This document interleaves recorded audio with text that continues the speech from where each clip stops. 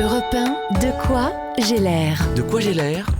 Nico Saliagas. Je pense que j'étais beaucoup plus jeune, quelqu'un d'impatient, quelqu'un de pressé, quelqu'un qui pouvait avoir des jugements à l'emporte-pièce, etc. Et puis la vie m'a dressé. Et... La vie m'a dressé. C'est intéressant ça. La vie m'a dressé. Oui, bien sûr. La vie m'a dressé. Les femmes m'ont dressé aussi. Je n'aurais jamais pensé, par exemple, vous savez, mon amie Carla Bruni me dit, mais mon Jules, toi, ton karma, c'est d'être un père de famille, enfin, un patriarche. Oui. Alors jamais j'aurais pensé ça dans ma vie. Et j'ai eu cette chance de pouvoir travailler avec tous ceux que j'aimais bien. Peut-être pas tous, mais presque. En tous les cas, ça c'est fabuleux. C'est vraiment parce que je suis un fan de base. Et c'est pour ça qu'en fin de compte, même si j'entretiens quand même des relations très amicales, je suis jamais vraiment ami, je veux dire, on va dire, comme un confident ou quelque chose comme ça, parce que j'ai toujours ce côté un peu, je reste au rang de fan.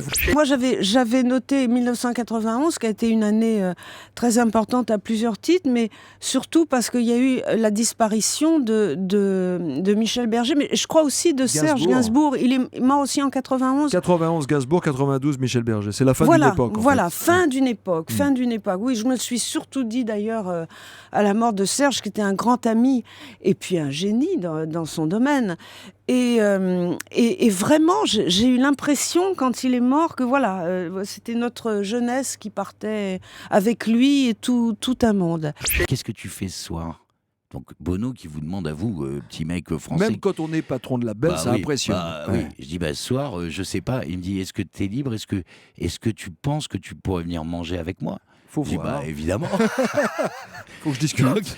Donc, on s'est retrouvés le soir à dîner. On a fait un dîner qui était totalement incroyable. C'est-à-dire que Bono, pareil, c'est une vraie star. Avant qu'il arrive, c'est une star. Il est arrivé au dîner. C'était un être humain comme vous et moi. Et on a fini à 7h du matin. Et il est reparti le lendemain, il était redevenu U2. J'avais su qu'il était là, donc j'avais appelé Michel Drucker et Françoise Coquet en leur disant, il y a Paul McCartney qui est là, j'aimerais bien assister à l'émission et tout. Alors j'y suis allé. J'étais assis sur un cube, j'attendais son passage.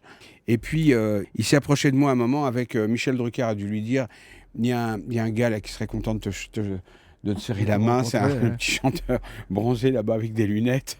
Et donc ils sont venus directement vers moi et il m'a serré la main, je ne pouvais pas parler.